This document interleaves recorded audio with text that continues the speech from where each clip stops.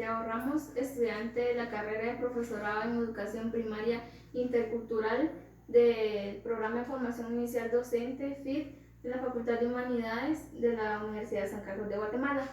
En el área de comunicación y lenguaje vamos a ver el día de hoy el tema lenguaje a señas. Para empezar, tenemos que definir qué es el lenguaje a señas. Bueno, una lengua de señas o lengua de signos es una lengua natural de expresión y configuración gesto-espacial y de percepción visual, o incluso puede ser táctil por ciertas personas o con sordera o ceguera, gracias a la cual las personas sordas pueden establecer un canal de comunicación con un entorno social, sea este conformado por otras personas sordas o por cualquier otra persona que conozca la lengua señas. También la lengua señas empleada, mientras que la lengua oral se basa en la comunicación a través de un canal vocal auditivo, cuando nosotros hablamos y cuando la otra persona escucha. La lengua de señas lo hace por un canal gesto-visual. Esto quiere decir que las personas sordas hacen gestos y las otras personas pueden ver estos gestos que ellas hacen. El día de hoy vamos a ver el origen de la lengua señas, también su fonología, y de la fonología del lenguaje de señas se derivan varias ramas que son la configuración, orientación de la mano, lugar de articulación, movimiento y el punto de contacto. Para empezar, vamos a hablar del origen de la lengua de señas. El sistema estuvo en uso hasta mucho tiempo después de la conquista europea en 1620. El pedagogo español Juan Pablo Bonet, considerado el pionero de la educación de sordos en español, publicó su libro Reducción de letras y arte para enseñar y hablar con mudos. Él es catalogado como el primer trato moderno de fonética y logopedia. En dicha publicación se promovía un método de enseñanza oral para los sordos mediante uso de señas alfabéticas configuradas en un manual. Así consiguió divulgar en toda España y Europa y después en todo el mundo el alfabeto manual, útil para mejorar la comunicación entre sordos y mudos. Él fue el pedagogo Pablo Bonet y este fue el alfabeto a señas que él inventó.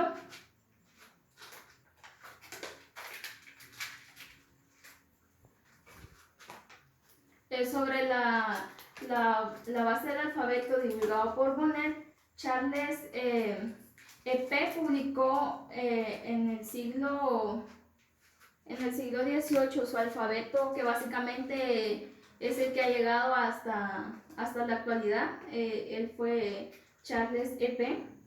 También siendo conocido el alfabeto que creó este personaje, fue conocido internacionalmente como el alfabeto natural del español. Aun cuando hoy en día de señas se utilizan casi exclusivamente entre personas sordas, el uso de las señas en comunicación es antiguo como el de las lenguas orales, es casi lo mismo, incluso tan antiguo como la historia de la humanidad. Las lenguas de señas han sido y siguen siendo empleadas por comunidades oyentes. De hecho, los amerindios que usaban se usaba más que todo este idioma en la región de las grandes llanuras de América del Norte. Lo usaban para hacerse entender entre etnias que hablaban lenguas y diferentes fonologías extremadamente diversas. El sistema estuvo en uso hasta mucho tiempo después de la conquista europea. Es la fonología de las lenguas a señas. Acá, estos es el conjunto de unidades simbólicas mínimas o fonemas que la mayoría de lengua de señas puede analizar en los términos de que se utilizan siete parámetros para formar este lenguaje. El primero de ellos es la configuración, que esta es la forma en la que adquiere la mano para realizar cualquier signo o letra del alfabeto a señas. También está la orientación de la mano. Está la orientación de la mano. Esto significa mucho también en el alfabeto a señas, ya que si la palma está hacia arriba o está hacia abajo o está en cualquier forma. También el lugar de articulación, este quiere decir el lugar donde el cuerpo realice, donde el cuerpo realice esta seña, ya sea en la boca, en la frente, en el pecho o en el hombro. También está el movimiento, que acá se enfoca el movimiento de las manos al realizar algún signo, como este tiene mucha relación con la orientación de la mano, ya que si el movimiento de la mano es giratorio, recto, en vaivén o quebrado. También tenemos el punto de contacto. Esta es la parte de la mano dominante, si es diestro o si es izquierda o si es zurdo. Entonces, que toca otra parte del cuerpo, las yemas de los dedos, las palmas de la mano, el dorso de los dedos.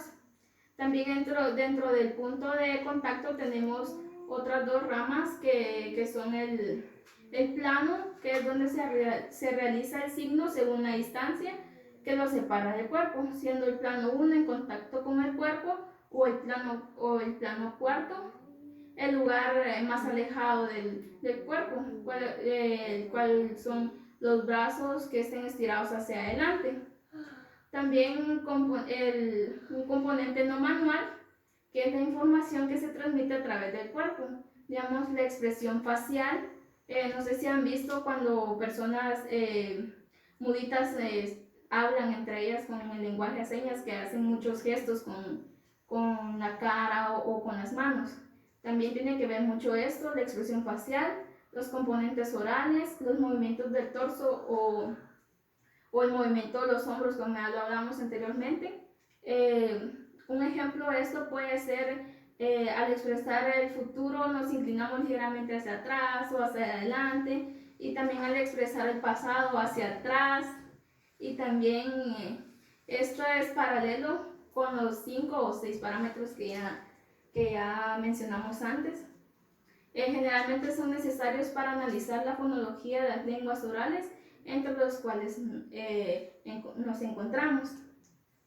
También encontramos el mecanismo de corriente, que este indica cuál es el mecanismo de generación que la corriente de aire, digamos, la corriente de aire pulmonar, el inyectivo, el modo de articulación, como ya lo mencionábamos, que se divide en sonidos o exclusivos, también fricativos y aproximadamente vocálicos, perdón. También tenemos el punto de articulación que ya habíamos mencionado antes, que según cuáles sean las dos partes del tracto vocal que están más cerca en el momento de la articulación. También la coarticulación, cuáles son los sonidos que representan varias fases en el modo o en el punto de articulación a lo largo de su articulación. Para retomar, el día de hoy aprendimos un poco sobre el lenguaje a señas, aprendimos el origen de la lengua a señas, como ya lo mencionamos. Mencionamos a dos personajes muy importantes en el origen de la lengua a señas. También vimos el alfabeto a señas y la fonología de esta lengua. También su configuración, orientación de la mano, el lugar de articulación, el movimiento o el punto de contacto. Que tenemos que estos temas los tenemos que tener en cuenta siempre a la hora que nos encontremos a una persona que naturalmente hable con el lenguaje a señas. Y pues esto fue todo por el día de hoy. Muchas gracias.